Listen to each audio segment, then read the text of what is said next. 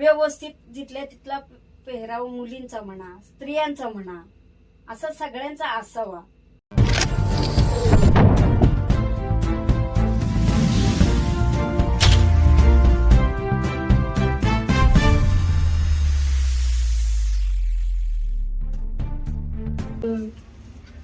नमस्कार. झुंजार न्यूज महाराष्ट्रामध्ये प्रथम आपल्या सर्वांचं सहर्ष स्वागत आहे. तर आज आपण उत्तर कराडमध्ये आहोत आणि आज महिला दिनानिमित्त आज आपल्या समोर राजश्री तांबेकर आहेत आणि आज आपण त्यांच्याशी थेट संवाद करणार आहोत की प्रत्येक क्षेत्रामध्ये आज महिला अग्रेसर दिसून येत असतात. म्हणजेच आपण कोणत्याही ठिकाणी गेलो, समजा उदाहरणार्थ एखाद्या बस स्टँडवरती गेलो तर आपल्याला कंडक्टर म्हणून महिला दिसतात, ड्रायव्हिंग करताना सुद्धा महिला दिसतात. प्लस पॉइंट असा की एखाद्या पोलीस स्टेशन अधिकारी ऑफिसला जर गेलो तर त्या ठिकाणी सुद्धा महिलाच दिसतात. म्हणजेच असं कोणतंही क्षेत्र असं नाही की जेणेकरून त्या ठिकाणी महिला आपल्याला दिसून येत नाहीत. तर आज पुरुषाच्या खांद्याला खांदा लावून काम करणारी एक स्त्री सक्षम महिला म्हणून आज जर कोणाकडे पाहिलं जातं तर आज आपल्या पूर्ण जगभरातल्या ज्या कोणी महिला असतील त्यांच्याकडे पाहिलं जातं.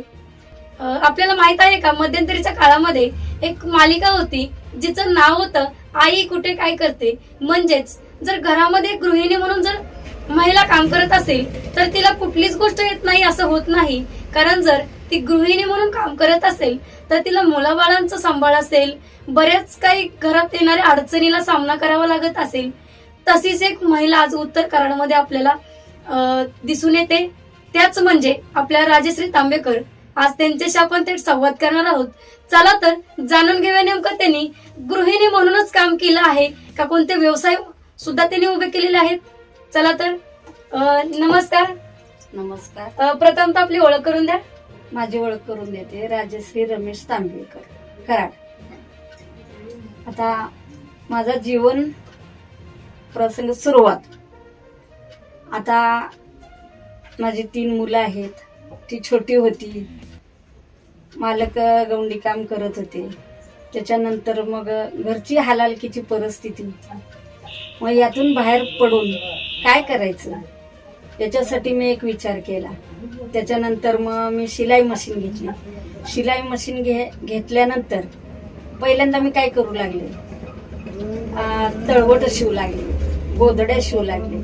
त्याच्यानंतर होलसेलमध्ये परकर 2 रुपयाला 1 असं शिवायला भेटत होते, ते करत होते. ते करत असताना माझ्या मुलींची शिक्षण 8वी 9वी 6वी अशी मुलं होती माझी.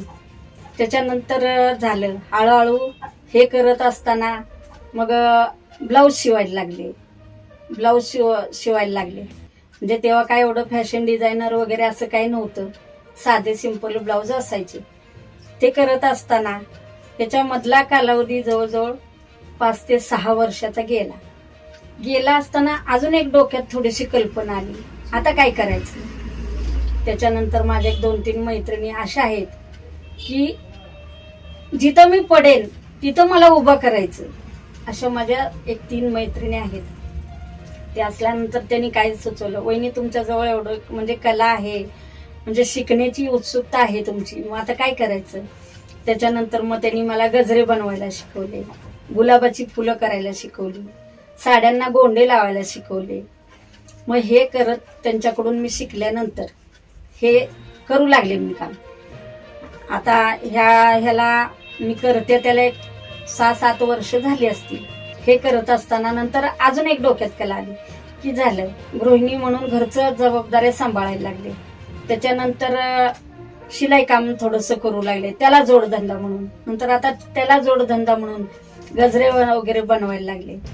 आता काय अजून मला उत्सुकता आहे की माझ्या आयुष्यात अजून मला काहीतरी करायचंय. त्यासाठी मग मी थोडासा विचार डोक्यात आणला, काय नाही आपण घरी बसून आपलं छोटंसं किराणा मालाचं दुकान घालूया. हे करत असताना 1 वर्षभरीचा कालावधी गेला. नंतर मग मी कराडची अर्बनची सायम शाखा त्यांच्याकडे गेले. असं मी व्यवसाय सुरू केलाय, मग काय करताय, मला थोडंफार कर्ज मिळेल का. मग माझं ही सगळं म्हणजे उत्सुकता बघून मग त्यांनी पहिलं मला 50,000चं कर्ज दिलं. ते करत असं व्यवस्थित त्यांचं हप्ते फेडत असताना मग 50 दिले, 1 लाख दिले, 2 लाख दिले. तर आत्ताच त्यांनी जे मला दिले ते 8 लाख रुपये कर्ज दिले. 8 लाख रुपये कर्ज दिल्यानंतर मी थोडंसं दुकान वाढवलं. मग आता दुकान, घरकाम, साड्यांना पिको फॉल, म्हणजे जो माझा व्यवसाय आहे तो दुकान बघत बघत मी हे सगळं करत असते. हे सगळं व्यवस्थित सुरळीत चालली असताना मालकांचा ऍक्सिडेंट झाला. मालकांचा ऍक्सिडेंट झाल्यानंतर झालं, त्यांना दवाखान्यात न्या, आणा, करा, हे करा. नंतर थोडंसं डॉक्टरांनी सांगितलं त्यांची काळजी घेतली पाहिजे. काळजी म्हणजे काय घ्यायची, तर त्यांना टेन्शन नाही पाहिजे, कुठल्याही गोष्टीचं टेन्शन. घरात कुठली भांडण तंटा, घर आहे तिथं भांड्याला भांड लागणार. असं नाही मी म्हणत की आपल्या घरी भांडणच होऊ शकणार नाही, भांडणं होणार की कशावर ना त्याचे कशावर होणार. मग त्याच्यासाठी मला परत त्यांची काळजी घ्यावी लागली की काय नाही, त्यांना कर्जाचं कुठल्याही गोष्टीचं टेन्शन आलं नाही पाहिजे. म्हणजे त्यांना थोडक्यात एक थोडे दिवस मला एक 3-4 महिने लहान बाळासारखं सांभाळावं लागलं, जेणेकरून सगळ्यांपासून त्यांना दूर ठेवायचं, टेन्शन पासून ठेवायचं, घरातल्या भानगडींपासून ठेवायचं. असं करत असा माझा प्रवास चालू होता. हे सगळं सुरळीत चालत असताना ते व्यवस्थित होत्यात नाही होत्यात तोपर्यंत लग्नाचा वाढदिवस होता म्हणून आता कुठं जायचं, आपल्या कामातून आपल्याला वेळ भेटत नाही. म्हणून मी उंबरच्या पुढं चापोळ आहे तिथं रामाला आम्ही दोघं गेलो. तिथं देवदर्शन वगैरे घेतलं, ही केलं. आणि तिकडून देवदर्शन करून परत येत असताना वाघावर नंतर माझा ऍक्सिडेंट झाला. म्हणजे त्यांना काय झालं नाही मालकांना, पण मी पाठीमागं पडल्यामुळे माझ्या डोक्याला मार लागला, टाके वगैरे पडले, मी कृष्णेला ऍडमिट होते. असं हा जीवन प्रवास सुरू. तितक्यातून पण बाहेर पडले. मग भले मला असं म्हणायचंय की परमेश्वराची कृपा, परिवाराची साथ आपल्या हे मिळाल्यामुळं, सगळ्यांचा आशीर्वाद माझ्या पाठीशी असल्यामुळं मी इथंपर्यंत पोहोचू शकले. त्याच्यामुळं मला आता एवढंच सांगायचंय की मी एक गृहिणी, ती एक स्त्री, असा माझा प्रवास व्यवस्थित आहे आतापर्यंत तरी. पुढचं काय मी सांगू शकत नाही, पण आतापर्यंतचा तरी प्रवास आहे हा सुखाचा आहे. म्हणून मी अगदी येईल त्या संकटाला तोंड देते, संघर्षाला तोंड देते. आणि या परिस्थितीनं, संघर्षानं हे सगळं आनंदाने भरलं असताना त्यांनी मला म्हणजे इथपर्यंत येऊन पोहोचवलंय. सगळ्यांनी आनंद माझा माझ्या बरोबर आहे, राहणार. तेवढा मी प्रयत्न करीन की तो जपायचा आहे मला.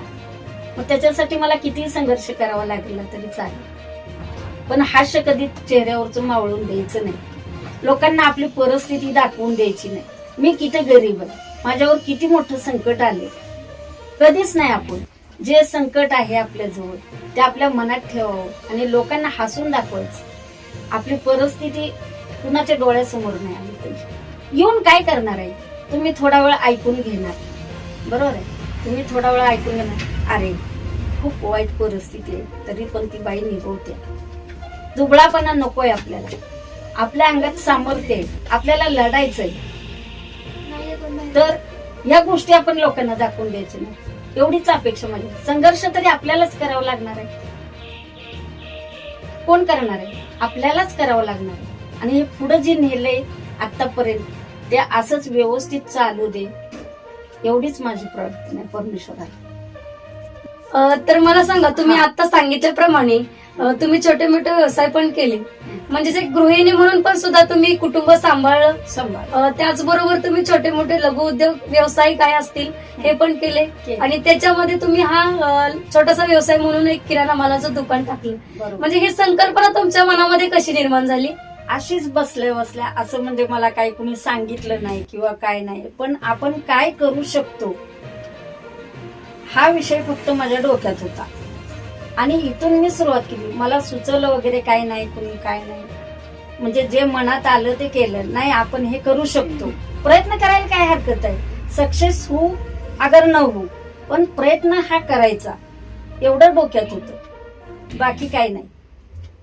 मग आता या किराणा मालाच्या दुकानाबरोबर तुम्ही आता सांगितलं शिलाई मशीनचं सुद्धा मी काम करत होते. हो करते. मग शिलाई मशीनचं काम करत असताना तुम्हाला अशा कुठल्या महिलांना तुम्ही रोजगार वगैरे दिला का त्याच्यामध्ये? रोजगार म्हणजे काय, रोजगार द्यायला म्हणजे तेवढा आता माझ्याकडे हे नाही, काय नाही. कारण मी घर चालवायचं, शिलाई काम बघायचं, दुकान काम करायचं, यातून मी महिलांना काय नाही. येतात महिला, काय नाही आता आम्हाला फुलं शिकायचे, हे शिकायचंय, ते शिकायचंय. तेव्हा मी महिलांना काय सांगितलं, काय नाही बाबा, तुम्हाला जे शिकायचंय ते या माझ्याकडे, नाही असं नाही. पण दुपारी जेव्हा मी 1 ते 2 एक तासभर दुकान बंद करते, तेव्हा मी ते तुम्हाला शिकवायचं काम करू शकते. तर आता काय करायचं आपल्याला, एक कमीत कमी 6 बायकांचा तुमचा ग्रुप करा, त्याच्यानंतर 1-2 तास तुम्हाला वेळ द्यायला मला मिळेल. असं मी एकाएकांना जर करत बसले तर कुणालाच वेळ मिळणार नाही, ना तुम्हाला मिळणार आहे ना मला मिळणार आहे. मग ते असं करत गेले. आणि आता व्यवसाय म्हणाल तर व्यवस्थित आहे. दुकान म्हणाल तर अर्बन बँक कराडची सायम शाखा आहे. तर मला सांगा, या किराणा मालाच्या दुकानात तुम्ही कंटिन्यू बसून असता आणि हे दुकानाची संकल्पना तुम्हाला तुमच्या मनातूनच सुचली की बाबा काहीतरी करावं. बरं, हे दुकान करत असतानाच रेग्युलर कस्टमर तुमच्याकडे येत असतात, मग तुम्ही नुसतं दुकानच चालवता की इतरत्र अजून काही व्यवसाय सुरू आहे तुमच्याकडे? इतरत्र म्हणजे तसं भरपूर करते मी. दुकान बघत बघत म्हणजे हे असे गजरे बनवते कपड्यापासून, त्याच्यानंतर अशी गुलाबाची फुलं, त्यानंतर अशा चाफ्याच्या वेण्या जेणेकरून आपण आंबड्यावर माळतो. हे म्हणजे ज्या त्या सीझन मध्ये जे ते करतो असं म्हणायला काही हरकत नाही. आता पाडव्यापासून नवीन वर्ष चालू झालं, तिथून आता आपण काय करणार, 4 महिन्यामध्ये उन्हाळी सामान जेणेकरून पापड, कुरडया, साबुदाण्याचं असं म्हणजे भरपूर उन्हाळी सामान मी सगळं करू शकते. पण ते करायचं कसं, दुकान बघत बघत वेळ मिळेल तसा ते मी बनवते. ते विक्रीला पण आपल्या जातं, मागण्या असतात आपल्याला भरपूर, पण आता ते शक्य नाही दुकानामुळे जास्त हे होते. म्हणजे तसे करायचेच म्हटले तर उद्योग मी केलेत, भरपूर करते. अजून महिलांना शिकवायची इच्छा आहे माझी, ते पण करायचा मी प्रयत्न करते. आता तुम्ही सांगितल्याप्रमाणे तुम्ही हा कापडीपासूनच्या फुलांचा गजरा, हा वेणी, हे गुलाबाचं फुल जे बनवलेलं आहे, त्याच्या ऑर्डर वगैरे बाहेरून तुम्हाला इथे येतात भरपूर येतात. कोणकोणत्या गावावरून ऑर्डर तुम्हाला येतात? दिल्ली, विजापूर, सांगली, भिलवडी, खानापूर अशा भरपूर ठिकाणी ऑर्डर आपल्या असतात. त्याच्यानंतर मग मी ते कुरिअरनं पाठवते, कुरिअर करते मी. हे हार वगैरे किंवा गजरा, ह्या वेणी, फुलं वगैरे बनवत असताना तुम्हाला कोणाचं साह्य मिळतं का? कुणाचं साह्य म्हणजे शिकले तेवढंच, म्हणजे जिथं शिकले मी तेवढंच, त्याच्यानंतर मीच स्वतः घरी करायला लागले. मग आता मला सांगा, काय सांगाल, तुम्ही एवढा छोटा मोठा व्यवसाय करताय, एक गृहिणी म्हणून आहात, आणि खरं तर प्रत्येक क्षेत्रामध्ये जसं महिला अग्रेसर दिसून येतात आपण म्हटल्याप्रमाणे, आणि एक महिला नवदुर्गांचा अवतार घेऊन प्रत्येक क्षेत्रामध्ये जर उभी राहत असेल तर खरोखरच मला राजश्री तांबेकरांचं खूप कौतुक वाटतंय की जेणेकरून त्यांनी एक घरात कुटुंब सांभाळत आज त्यांनी एक छोटस दुकान उभं केलेलं आहे. त्या दुकानाबरोबर शिलाई मशीन असेल, कुठे त्यांचे छोटे मोठे व्यवसाय असतील, हे करत करत त्यांनी बराच व्यवसाय आणि बरेच संघर्षमय वातावरणात त्यांनी जीवन त्यांचा म्हणजे उपजीविका त्यांनी केलेली आहे. त्याचबरोबर त्यांच्या घरामध्ये काही कुटुंबिक मध्ये 2 मुली असतील, 1 मुलगा असेल, ते स्वतः त्यांचे मालक आणि ते स्वतः असतील. तर याच्यामध्ये त्यांनी एवढं सांभाळत जे आज काही व्यवसाय सुरू केला आहे, म्हणजे प्रत्येक क्षेत्रामध्ये आज महिलांनी काय करावं आणि कुठून सुरुवात करावी हे खरं तर मला वाटतंय त्यांच्याकडून आपण हे व्यवस्थित जाणून घेतलेलंच आहे. तर मला सांगा की तुम्ही येणाऱ्या पिढीला, या जी नवीन पिढी आहे, आता अन्याय अत्याचार वाढलेले तर आहेतच, परंतु आताच्या येणाऱ्या पिढीला तुम्ही काय संदेश द्याल? मला एवढंच सांगायचं आहे की हे आता आपण म्हणतो की इथं वाईट घटना घडली, ते महिलांच्या बाबतीत म्हणा, मुलींच्या बाबतीत म्हणा, हे म्हणा, तर आता एकच गोष्ट मला सांगायची काय वाटते की आताच्या मुलींनी छोटे कपडे घालायची, म्हणजे थोडक्यात काय आपण म्हणतो, म्हणजे असं शरीर प्रदर्शन आपण म्हणता येणार नाही आपल्याला, पण छोटे कपडे घालणं, हे करणं, त्याच्यामुळं काय होतंय, मुलं त्यांची बघण्याची प्रवृत्ती वेगळी पडते. आणि हे आपण असंच जर करत गेलो, असंच जर वागत गेलो तर हे अन्याय अजून घडणार आहे. तर ते घडू नये असं वाटत आपल्याला असेल तर आपण म्हणजे नाही का, अंगवस्त्र व्यवस्थित जिथल्या तिथला पेहराव मुलींचा म्हणा, स्त्रियांचा म्हणा, असा सगळ्यांचा असावा. हे असल्यानंतर हे व्यवस्थित असेल तर अशा घटना घडणारच नाही असं मला 100% वाटते. त्याची काळजी आपण मुलींनी म्हणा, स्त्रियांनी म्हणा, पालकांनी म्हणा, आपल्या मुलांना शिकवलं पाहिजे. काय नाही बाई, असं नाही, असं करू नको, हे कपडे घालू नको, ते नाही, असं आपल्याला समाजाला व्यवस्थित दिसावं, आपल्याला स्वतःला व्यवस्थित दिसावं. अशी जर सगळ्यांची प्रवृत्ती जर झाली पालकांची तर अशा परिस्थिती पुढे येणारी संकट येणारच नाही असं मला 100% वाटतं. एवढाच मला संदेश आहे. धन्यवाद तांबेकर मॅडम. अशाच ताज्या घडामोडी पाहण्यासाठी आत्ताच झुंजार न्यूज महाराष्ट्र या चॅनलला लाईक, शेअर आणि सबस्क्राईब करा. झुंजार न्यूज महाराष्ट्र.